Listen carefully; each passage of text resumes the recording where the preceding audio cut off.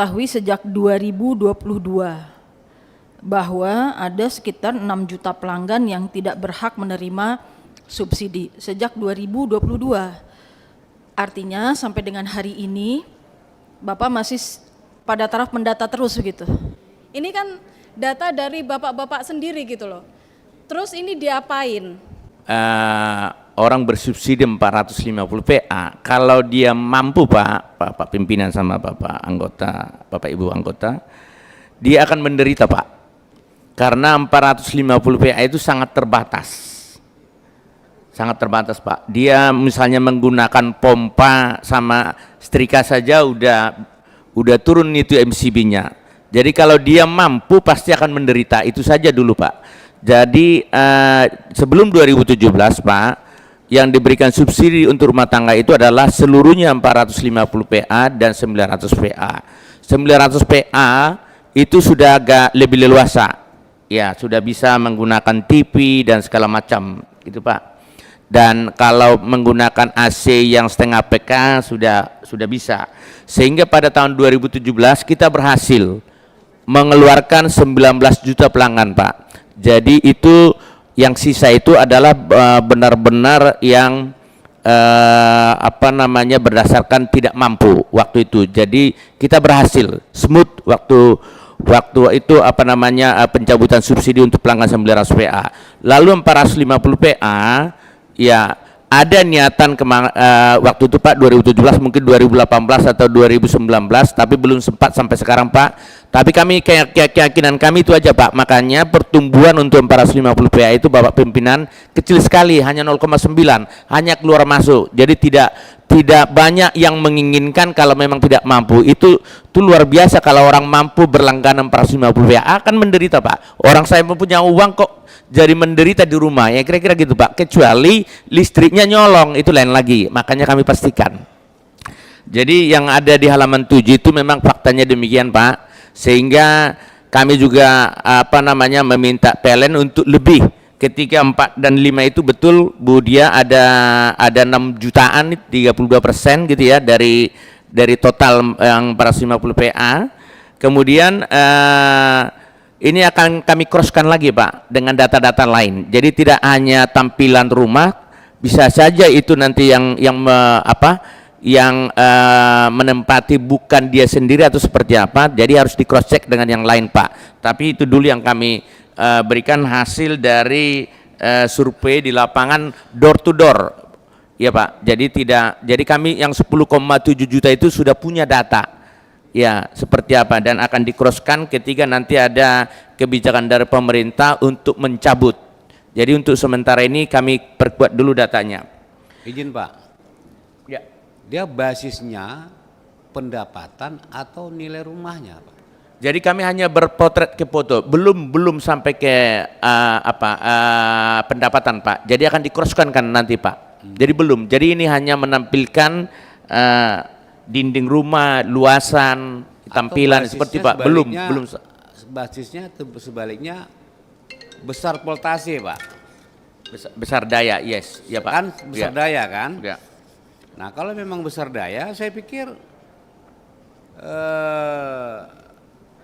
seperti yang Bapak katakan tadi, nggak perlu repot-repot. Menderita yang ngomongnya yang 450 itu Pak. Betul Pak. Nah, gosokan aja udah 500. Ya, Ya, betul. rice cooker aja yang dibagi kemarin udah 1000. Udah habis gitu ya. Habis. Saya pikir nggak perlu masyarakat tuh di shock terapi, cabut itu enggak. Kita nggak perlu kejam-kejam amat Pak dengan masyarakat. Untuk sementara gitu Pak, kebijakannya dulu ya. Tapi sambil menunggu, itu. sambil Sama. menunggu nanti. Oke Pak. Ya Pak. Kemudian yang kedua Pak, Mohon kami maaf Pak, sebentar pimpinan izin sedikit. ya Bu Dia. Karena Pak Dirjen tadi juga menyatakan berarti memang betul Pak angka yang 6 jutaan itu salah sasaran. Ya, melihat dari kami sudah foto yang sekarang Ya, ini. maksudnya artinya gini, datanya sudah diketahui sejak 2022 bahwa ada sekitar 6 juta pelanggan yang tidak berhak menerima subsidi sejak 2022.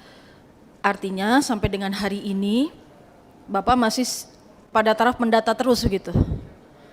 Belum Jadi ada kebijakan. Jadi selama 2 tahun sesudah diketahui ada ketidaktepatan sasaran itu, Berarti masih dibiarkan gitu maksudnya. Karena belum ada keinginan dari pemerintah untuk mencabut itu, karena kami berpikiran yang seperti saya sampaikan tadi Pak Bu, bahwa kalau memang dia mampu 450 VA dia akan menderita gitu ya. Jadi Ya, belum ada. Saya ingin menegaskan berarti dari pihak pemerintah tidak melakukan apapun terhadap sekitar 6 juta pelanggan yang seharusnya tidak berhak menerima subsidi. Itu saja berarti begitu ya Pak ya? Pemerintah masih membiarkan ada 6 jutaan yang tidak berhak menerima subsidi gitu. Iya, kami memperkuat datanya dulu Bu ya. Ya, ini betul Pak. Bapak mengatakan memperkuat data, betul. Saya hanya mengatakan data ini sudah ada sejak 2022.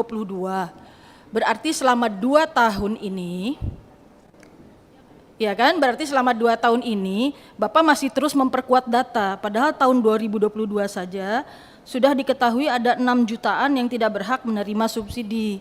Dan selama 2 tahun ini berarti hanya fokus pada memperkuat data, artinya tidak ada hal apapun dilakukan pemerintah kecuali berkutat terus dengan data.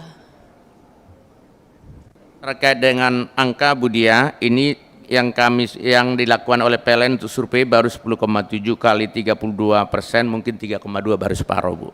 Tapi baru dilakukan evaluasi atau survei dari separuh yang ada, karena totalnya 24, kita baru foto 10,7. Apakah media tadi langsung mengalihkan 2 saya nggak tahu, tapi fakta yang kami punya seperti ini Bu.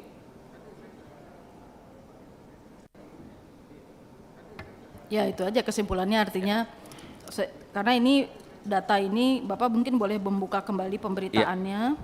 Itu 15 September tahun 2022. Di situ disebutkan bahwa justru Kementerian SDM menemukan ada sekitar 6,1 juta pelanggan yang tidak berhak menerima subsidi. Ya, jadi itu temuan dari Kementerian SDM sendiri. Berarti sejak tahun 2022 sampai dengan hari ini, Kementerian SDM masih berkutat dengan data. Belum ada tindak lanjut serius terkait dengan pelanggan yang tidak berhak menerima subsidi. Begini Pak, kalau Bapak berkata tadi bahwa mereka pasti akan menderita karena terbatas, ya dalam tanda kutip ya Pak ya, itu urusan mereka. Tapi persoalannya yang digunakan adalah uang negara. Yang digunakan adalah uang rakyat yang untuk digunakan untuk subsidi tersebut. Nah artinya kita kan selalu berusaha supaya tepat sasaran. Ya, biar yang memang berhak menerima, kami juga sangat support gitu yang berhak menerima subsidi untuk mendapatkan haknya. Tapi yang misalnya yang tidak tepat sasaran ini kan perlu ditindaklanjuti lebih jauh.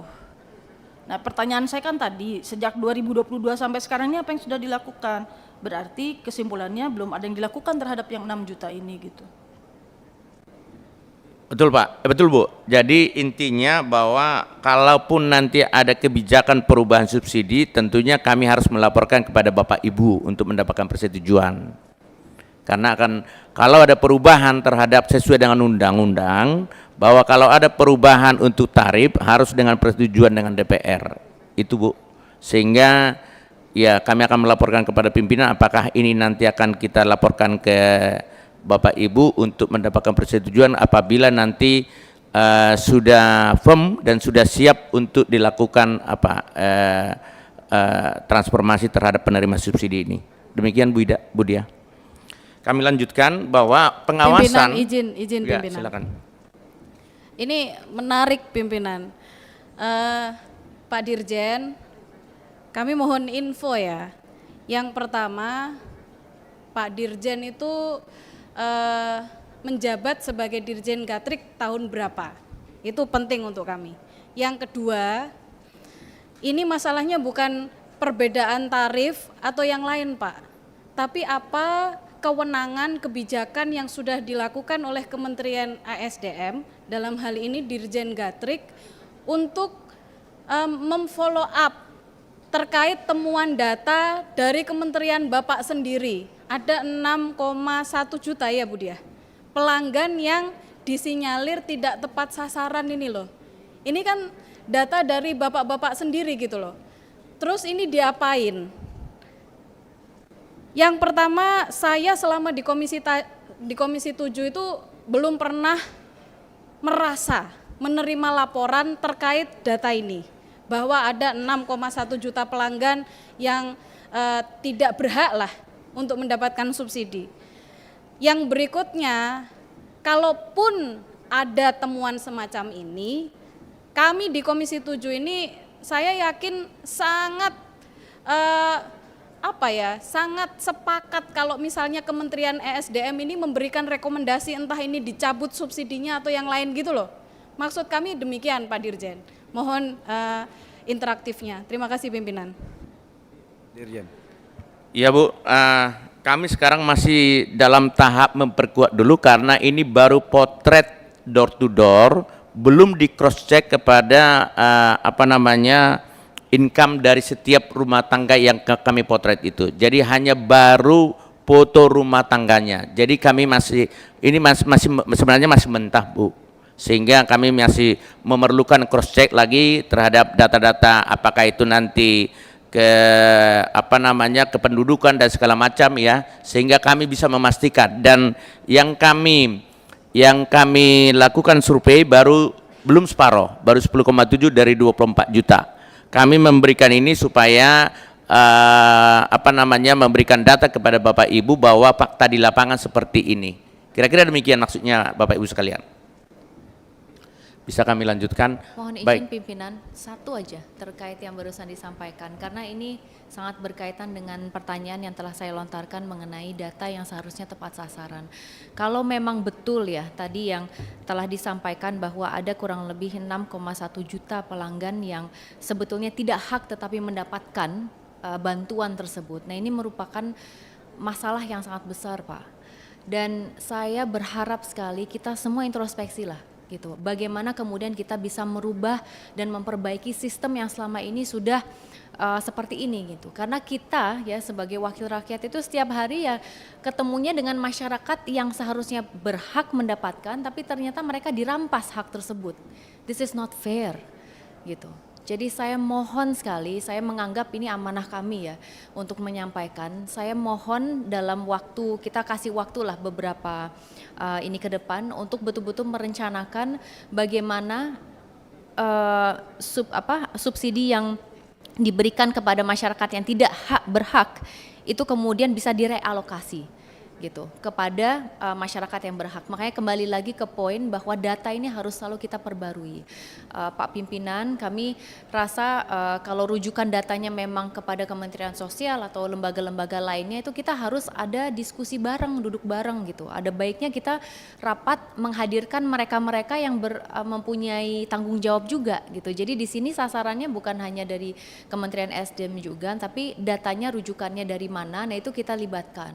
Nah, saya mohon titip Pak, ini titipan dari kami, titipan suara dari masyarakat, karena jangan sampai masih ada masyarakat yang menjerit di lapangan hanya karena mereka terbebani dengan tagihan-tagihan yang sangat luar biasa fantastisnya dan mereka nggak punya uang Pak. Itu yang terjadi di lapangan saat ini. Terima kasih. Izin menyampaikan Pak Pimpinan, betul Bu Roro bahwa kami sekarang tetap membuka yang namanya posko. Jadi posko ini menerima aduan barangkali ada orang yang harusnya berhak disampaikan kepada kami, maka kami cross check dengan data kependudukan dan kalau memang itu masuk sebagai golongan penerima maka akan kami berikan. Dan itu penerima subsidi itu sangat dinamis ya. Jadi ada penetapannya setiap sekali setahun. Jadi kami dasarkan, jadi ada masukan baik dari Pemda, baik call langsung kepada posko, kami cek sehingga kami berikan kalau memang sudah memang pantas dia mendapatkan subsidi. Kira-kira demikian Bu Roro, tapi yang tadi yang sudah terlanjur karena memang di awal-awal sudah diberikan total di 450 ya bersubsidi belum pernah kita sentuh, ya masih tersisa demikian. Jadi kami hanya memotret berdasarkan rumah door to door yang ada Bu Ibu Bapak sekalian. Izin terakhir pimpinan, berkaitan mengenai posko itu saya mohon untuk disosialisasikan ke masyarakat ya Pak ya. Siap. Kalau misalnya ada semacam call center atau apa yang kemudian mereka bisa menghubungi secara langsung untuk mengatasi permasalahannya tanpa mereka harus nunggu. Biasanya tuh harus nunggu saya ngadain sebuah kegiatan baru mereka ceritanya sampai panjang sekali gitu Pak. Nah saya mohon supaya saya juga sebagai wakil mereka bisa menyebatani gitu. Paling tidak ini loh tawaran solusi yang dari pemerintah. Monggo kita bisa kerjasama agar tidak terjadi lagi. Terima kasih. Ya Bu, terima kasih. Usulannya memang sudah ada di website kami di Gatrik ada, di SDM ada, di PLN sudah ada yang namanya posko pengaduan subsidi.